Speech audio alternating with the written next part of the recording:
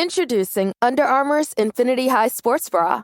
Its ergonomic design is molded to support the natural movement of your body. With cord-out padding, the better breathability eliminates extra bulk without sacrificing support. And quick-dry padding is Under Armour's fastest-drying padding yet. When you're lifting heavy, running fast, and pushing yourself further than ever before, you need a bra that will help you go that extra mile and make you feel your best. Shop the Infinity High Sports Bra now at UA.com. What's going on? The Grave Consequences podcast. This is your boy Shane Swerve Strickland, but secretly, some people might refer to me as Killshot from Lucha Underground. I don't know if it's true or not, but I'm doing a nice little drop for you guys. Thank you guys for supporting the Swerve brand. And I hear that y'all doing a Lucha Underground review on the Social Suplex Network. Man, y'all might have just stumbled upon the best match in Lucha Underground history, in my opinion. You know, Killshot versus Dante Fox. We made history that night, and to this day, I don't think anybody has been able to top what we did in that match in any other promotion across the industry. That match still holds a great place in my heart, and of course, Fox would definitely agree with me. So, thank you guys for reviewing a wonderful, wonderful, amazing, one of the top 5 matches of my entire wrestling career. Hope you guys enjoy it. This is a drop. Shout out the Grave Consequences podcast. Enjoy the show and be confident in everything you do. And thank you for supporting whose house? Swerve's house.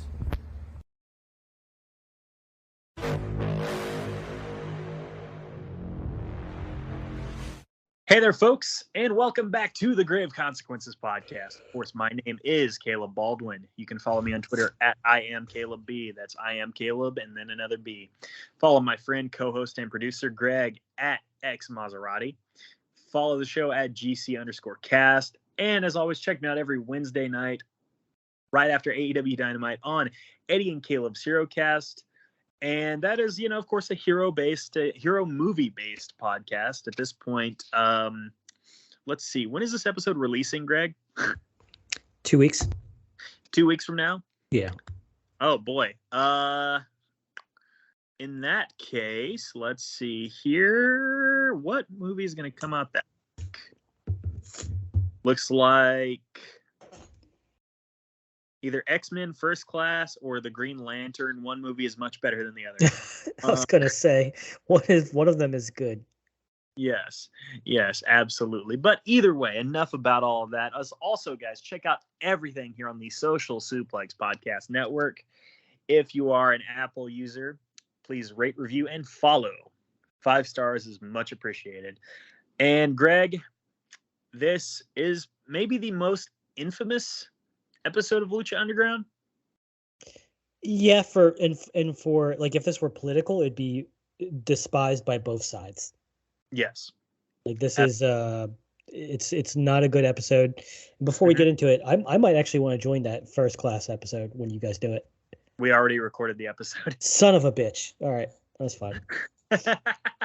I will tell you what we have coming up after we record this, and we can figure something out. Okay, brother? Well, I can bury the next one because it's actually the next one that I want to, but I'd have to watch it again. We'll talk. We also already recorded Green Lantern. Oh, that's fine. I was talking about the next X-Men movie because I hate it, even though other people like it. Oh, you like Days of Future Past? Mm-mm. Oh, okay. No. Well, let me ask. What do you like better, Days of Future Past or Pentagon assaulting women?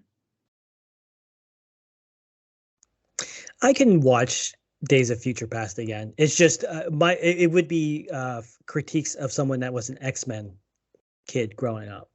Yes. And I don't like Bryan Singer. I think he's way worse than Snyder.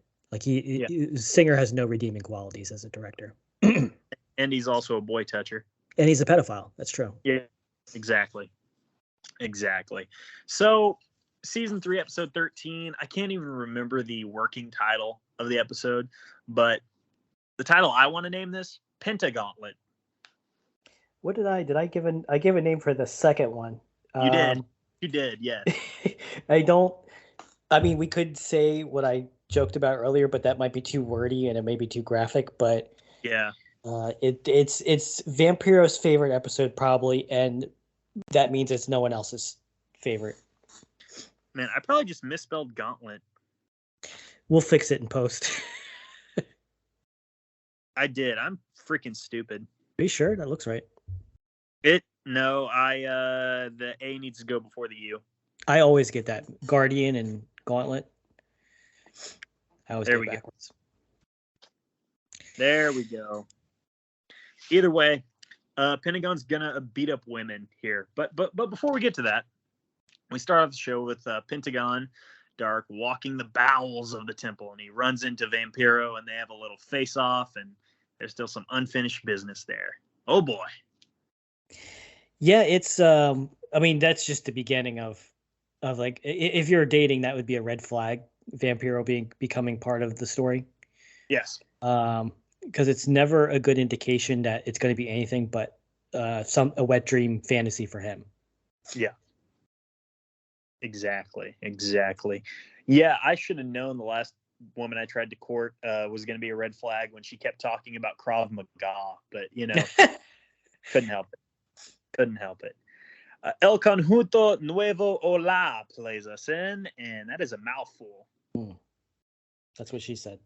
Absolutely. Hey-o. Vampiro staring a hole through the camera when Matt's doing the intro, and Matt's like, "How you doing, Vampiro?" And he has just nothing to add.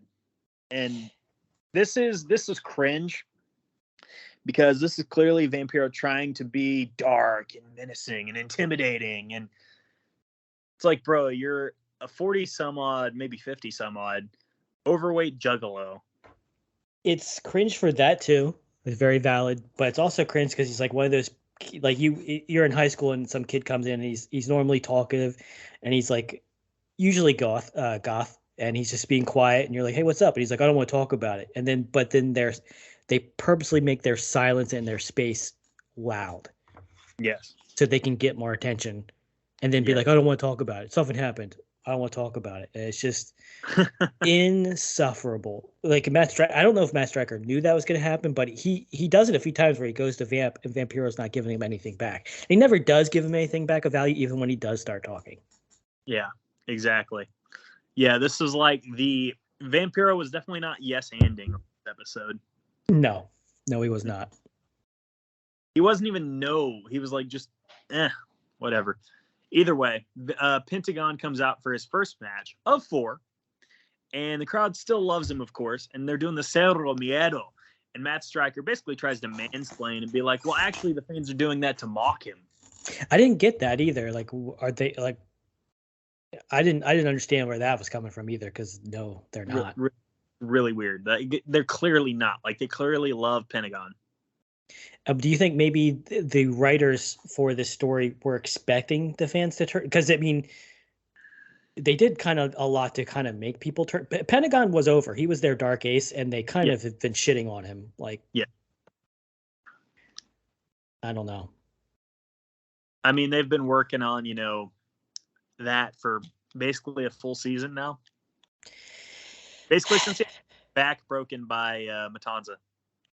And it I don't know. That wasn't good either. But you thought they were going to get redemption. This is just, I don't know. It was a product of its time where a lot of bookers were still heavily influenced, and this isn't even a WWE problem, but they were just trying to do WWE stuff that would have worked in the WWE.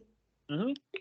But they did it poorly, and they didn't have the loyal fan base for it. And they didn't. I mean, this is still a new company. Yes, don't. We've railed on this before, but let Lucha Underground be a lesson. Don't try to do WWE because you are not WWE. Try to do your own thing. No, they were trying to do some old like Vampiro, like Mankind Boiler Room stuff that does work for the underdog, but Pentagon is already underdog enough. You didn't really need to keep. You got to eventually have a payoff, and a lot of bookers were forgetting this. Yes. So if you guys don't remember, Pentagon tonight is in 4 matches against all 3 members of the Black Lotus Triad and then the Black Lotus herself. Of course, this will be the second match the Black Lotus has ever had in the company. First match of the night is Pentagon versus Doku, a.k.a. Kairi Sane. she got a lot more offense in than I remember her doing. Yeah, me too. Yeah, same. And I forgot she hit the elbow drop, dude. Twice. She did it twice. And her elbow drop is still great. Absolutely, yeah. Well, I guess it was always great. I guess we're going back in time. I was going to say, yeah, we're going back nearly 6 years, yeah. I love the way she does it. Yeah, it's flawless, man. Was Pentagon laying in the chops here? Because I know he laid him in on Io Shirai later. I think he did. He gave her like at least 2 stiff ones, and the girls, they're all from Start. Besides Savannah, Black Lotus herself. Yeah. I guess the tribe this is also another stupid thing. Is the tribe named after her? Is it her tribe? Yeah, that is weird. But these are all 3 girls are from Stardom. So and I'm not the most hardcore fan. I'm just a casual viewer. I'm actually, in fact, 2 months behind. I've actually just gotten to March because I was behind. I've been talking to James on the side. I've gotten recommendations for matches I can't miss. So I do know some of these girls. Well, actually, I know all of them. But it is cool seeing them in Lucha Underground, and they are tough girls, especially Mayu. They all are. They can take a beating, but it still was uncomfortable. Yeah, absolutely. Absolutely. And speaking of, you mentioned Kairi hitting that second elbow drop. And she did, but she got caught. Pentagon catches the elbow, and he breaks her arm with glee. The referee calls the match. She does a stretcher job. And then we cut to a vignette of Jeremiah Crane and Katrina. And basically it's implied that Jeremiah Crane still has a thing for Katrina because they have some sort of history. It's actually probably one of the better segments on this show, and it's actually very important. It's a very important story element. Yes, absolutely. Because as you may or may not remember, Katrina and Ivelisse are still going to have a match at Ultima Lucha Trace later on this season. Can't wait. I cannot wait. I look forward to it. I've never seen it before. Did you skip it or did you stop watching Lucha? I didn't completely stop watching Lucha Underground, but I had actually, because this was before YouTube TV was really a thing. At that point, I didn't have El Rey Network, so I didn't really have access to it. Okay. Yeah, I had to buy it a couple of seasons. I forget how I watched season 1, but season 2 and 3 I had on Amazon Prime. Speaking of, yeah, so Lucha Underground used to be on Tubi, which of course is free with ads. And then before our last recording, which by the way, I forgot to mention earlier, it is Wednesday, April 20th, 420 blaze it. Ha ha ha. Anyway, before our last recording, episodes 11 and 12, it was taken off Tubi, so I actually had to buy it on Apple TV. So, yikes. Yeah, had to pay like $28 for basically 3/4 of a season. Ouch. Well, yeah. If it were, just ouch. I'll just say that. But this is a passion project, so I'm not counting the cost. It definitely is. Yeah. Next up, Pinta versus Yuray, a.k.a. Mayu Iwatani. What'd you think here, man? Before we get into what I think about her, I don't know if you noticed this, but Pentagon kept saying a prayer in the corner of the turnbuckle. I did not notice that. Good detail. And there's a green light that's shining on him each time.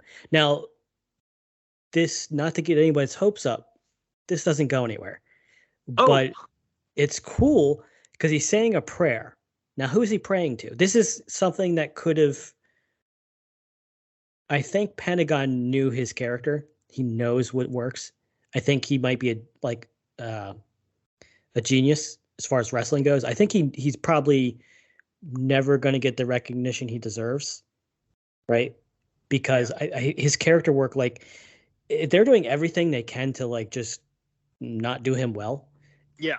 He's still over for a reason. His mannerisms, the way he carries himself, his move set. And they could have gone into a different direction because he's not praying to Vampiro. Does he have a new master? He doesn't. Doesn't have a new master. But it's a really cool... I was watching and I was like, I don't remember this green light. What the hell? Because the green light in Lucha Underground is very jarring because it's usually under a red filter. But that was a really cool thing I noticed. I'm like, damn, I wish they had kind of like added to this or explained this or made it a part of something later. Because, maybe he's just out of character, praying between each match. But, Yeah. They could have done something because they love the horrorcore kind of stuff in Lucha Underground. They could have gone places with this, but they didn't touch on it. It's kind of like how when Kenny and the Bucks and all them were in New Japan, and they would use being the Elite, and they would do stuff in the ring they didn't necessarily have approval for that would create storylines later they could go back to. Yeah. Sometimes New Japan would jump on it, sometimes they wouldn't. They had to create a leeway to do that. Unfortunately, we never get Pentagon to really do much, I think, on his own there, unfortunately. We will continue to explore Pentagon, not only in this episode, but in this entire series run as well. But all that said, I wrote down one. Introducing Under Armour's Infinity High Sports Bra. Its ergonomic design is molded to support the natural movement of your body. With cord-out padding, the better breathability eliminates extra bulk without sacrificing support. And quick-dry padding is Under Armour's fastest-drying padding yet. When you're lifting heavy, running fast, and pushing yourself further than ever before, you need a bra that will help you go that extra mile and make you feel your best. Shop the Infinity High Sports Bra now at UA.com. Sentence for the Pinta versus Yuray match, and I don't want to be a dick, but I basically just wrote down more of the same. More of the same. I got more out of it because I've become a Stardom fan in like the last year or two. I want to say everything's a blur with COVID. It really is. But Mayu is a white meat babyface in Stardom. I've never seen her be anything else. Yes, she's kind of the she's kind of like the Dragon Azteca. Yeah, of Stardom. She'll have big matches with big names, but she's never the main star. And in Stardom, they each have their own faction. She's like the head of the white meat babyface newbie faction. But this was her being a heel. And this was another thing I took away from it, is that she was great as a heel. I was like, wow, she is taking to this naturally. It took me aback, and I was like, wow, this is kind of cool. She's really, experimenting, and she's really working it as a bad guy. But let me ask you this, though. Who is the heel? Who are we supposed to cheer for? That's an excellent question. I have no idea, because yes, Pentagon is facing a woman, but he's facing 4. He's facing 4. He broke their arms. I got to be careful. I want to kind of format this in a linear fashion. I don't want to jump back and forth. Yeah. But the beginning of the episode, we see how it started. Pentagon needlessly, and I want to emphasize this, needlessly, for no reason, ran into Black Lotus's and Dragon Azteca's juniors match at that one lucha. What was it? Ultimate Lucha. Dos. Yeah, Ultimate Lucha Dos. He ran into their match and interrupted it. It doesn't make any reason why, because his match was next, or he was the main event. Like they kind of reasoned it like he was tired of waiting. He doesn't care about anybody else. He wanted to just have his match right away. But like, if you're looking behind the scenes, were they scared of giving a finish away for Dragon Azteca and Black Lotus? I mean, they could have easily just had Black Lotus take the pin. They wouldn't have. Who cares? She's going to have 2 matches. That's it. Exactly. So Pentagon really brought this on himself. He broke both their arms, so they're getting revenge on him. So are they the good guys? But it's kind of hard for me to cheer for him, because one, you're right, he is beating up 4 women. And this is my point I've gone to on other matches where, like, they find when the guy isn't being a doofus and swinging and missing at the woman, this is what happens when he actually hits her. Yes, it's not easy to watch. It's not. And there's a reason they hadn't done entire episodes of this up to this point. You could have, I think, and this isn't a knock on Penta, this is a knock on whoever came up with this match and greenlit it. But like, if Sexy Star and Johnny Mundo had an all night long match, like Johnny had with Puma, it probably would be easier to watch. Yeah, you're right. This was just, it was hard to watch. Who's the good guy? Who's the bad guy? And it's kind of hard for me to root for a guy that he's kind of being a bad guy. Like it wasn't like Stone Cold walking in and, beating up everyone and clearing the ring when it's just a bunch of jabronis. But even then, I didn't, honestly, I never really liked that either. It's like, you're kind of being a dick. It's hard for me to root for him. And I don't care. And I like them because I watch Stardom now. But back then, I didn't know who these women were. Was I going to root for them against Pentagon? Fuck no. Yeah, exactly. It's like I've just met these people. Pentagon wins after he breaks the arm of Yuray, and the referee calls for the bell. After this, we cut to Matanza in his cage, and he's smashing up his wall, and Dario's trying to get him to take a title match, and Matanza's like, no, I don't want a title match. I want Mysterio, is essentially what he said in less words. But he also had if I'm not mistaken, didn't he have a question mark written in blood on his wall? Yeah, his knuckles were all bloody. They're implying that he's been punching the walls to leave a blood stain in the form of a question mark. So he's a pretty articulate guy. He is, yes, absolutely. He's something, all right. Next up, our third match of the night: Pentagon Dark versus Hito Kyurei, aka Io Shirai. And my first sentence I wrote down: this was uncomfortable, and no wonder people quit watching after this. She gave it to him though. She because he's worn out by this point, and she did a dive off the top, like an helico dive. Yeah, it was a sick spot. Yeah, there's cool spots in this, but it's like there's no winner to this. This is when I noticed he was laying those chops in, my man. Yeah, that's the thing, and that's my point. Is like these girls are tough. I do not want to take away from them and imply that they couldn't take it, but it's Pentagon chops they're rough, man. Like as a grown, have you ever been chopped before? No, and I don't want to. I was at a party. It's with the same people. I also got into like a small scuffle and put someone in the ankle lock. Oh my gosh! My friend put the other guy in a guillotine choke, and I put the other guy in a Kurt Angle ankle lock. They were so drunk. It wasn't a fight. It was just. Did you grapevine him? No, it was before. I didn't need to. Okay. They were so drunk, and they were like, I'm a short guy. They were short too, and they were just hammered, I guess. And they were like, "Oh, I want to wrestle." But one time, another guy was like, "Hey, you want to get chopped?" I was like, "Sure." Bubba Ray Dudley. This kid was my. He wasn't bigger than me. He was about my size, no bigger. Yeah. Didn't really hit the gym any more than I did. He overhand Bubba Ray Dudley chopped me in my chest. All the air left my lungs. Yeah. And it just stung so bad. I laid on the floor for like a couple minutes. I was gasping for air. It sucks. So this was kind of hard to watch just because of living experience. Yeah. Exactly. By the way, Hito actually wins the match with a destroyer. And up next, I guess our main event of the evening, Black Lotus versus Pentagon. The Black Lotus comes out with Doku and Yuray, who are both holding their arms, by the way, of course. Freshly broken. The crowd is chanting, "Break his arm," and she did. Yeah, she broke his arm. He's getting his comeuppance. Like I'll give the story credit. He deserves this. This is how it should have ended. Yeah. Because in the end, at the end of the day, Pentagon unfortunately is that wrestler that fails because of himself. Yes.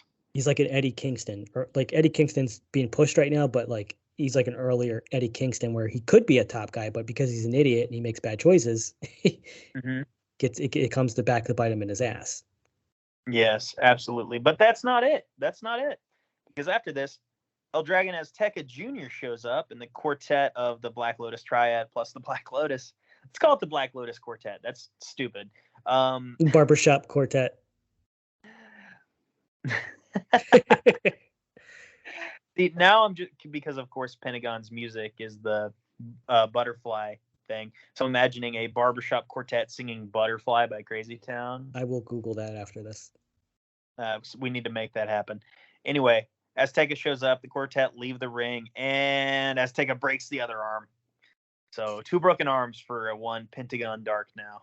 Did you notice that some people, and I distinctively remember this, a small subsection of the crowd were actually booing him when he did it? Yeah, they were because he's the okay. Let me ask you this: where the story just falls apart. It's wrestling; you can't take it seriously. But if you're going to tell a serious story about revenge and murder, what would be more important to you, the person that killed your master or the guy that broke your arm? He's in the ring with the person that murdered his master. I could have sworn that was a big deal a season ago. Yeah, I mean, they had a whole match of it. And how does this get Dragon Azteca over, breaking the arm of a crippled man? I mean, no, not really. Does it get Pentagon over? Nobody got over from this. Does Savannah even have another match? I don't think she does. I think this is the last we see of Savannah. This whole faction, which Like, could have been legitimately, cool. this did not happen. This whole, like, we could have 86'd the entire Black Lotus triad from even existing, which, yes, that would have deprived us of Mayu and Io and Kairi, at least in this fashion. But they wouldn't have scared off a good portion of their audience. They wouldn't have more damage to the Pentagon character, who still basically the dark ace of the company. He is, like, and what are you going to repackage him again? Yeah, I mean, what else can you do? What else can you do? Sorry.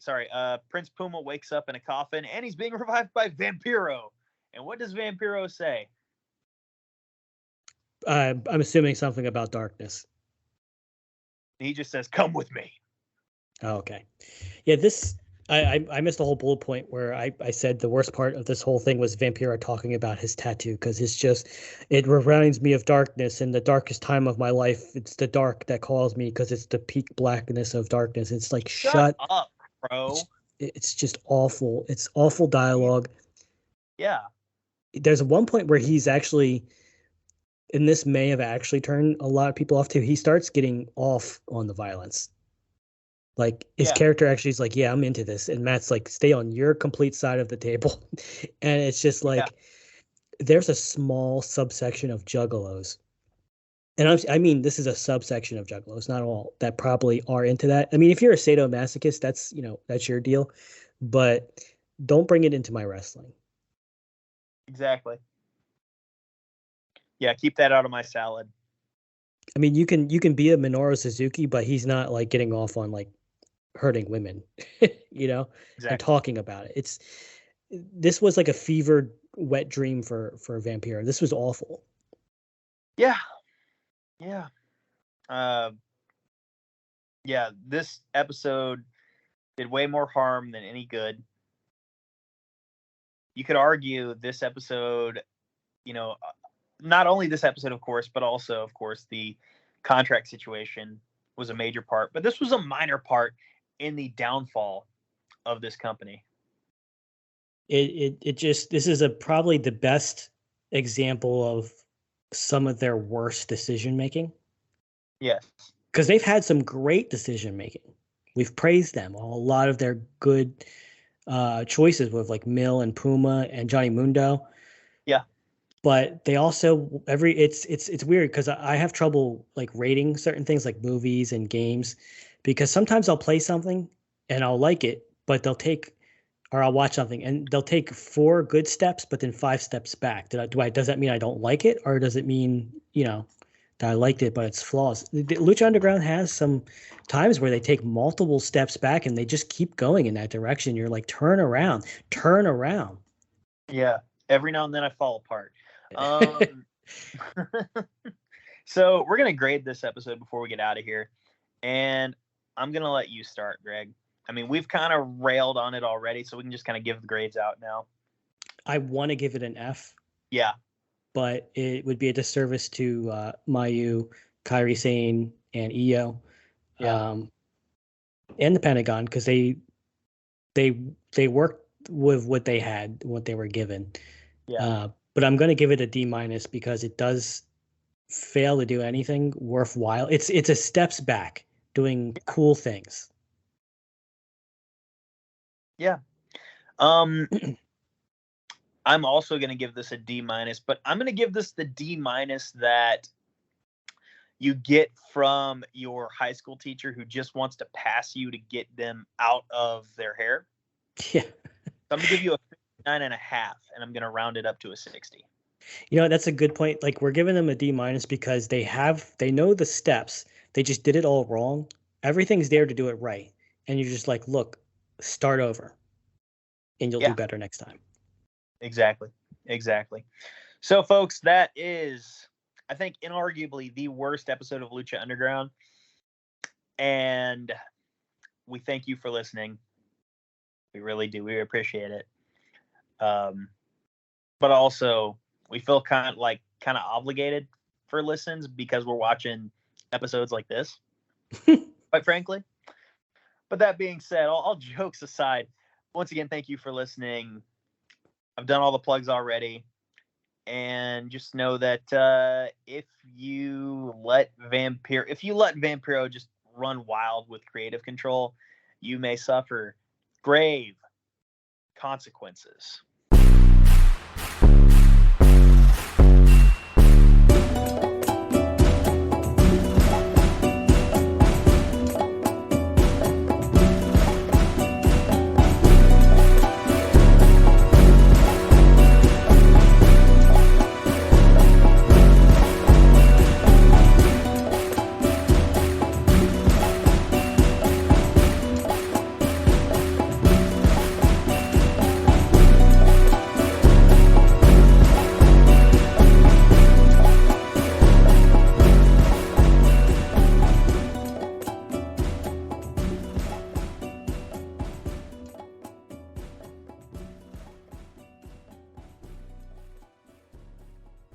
Introducing Under Armour's Infinity High Sports Bra. Its ergonomic design is molded to support the natural movement of your body. With cord-out padding, the better breathability eliminates extra bulk without sacrificing support. And quick-dry padding is Under Armour's fastest-drying padding yet. When you're lifting heavy, running fast, and pushing yourself further than ever before, you need a bra that will help you go that extra mile and make you feel your best. Shop the Infinity High Sports Bra now at UA.com.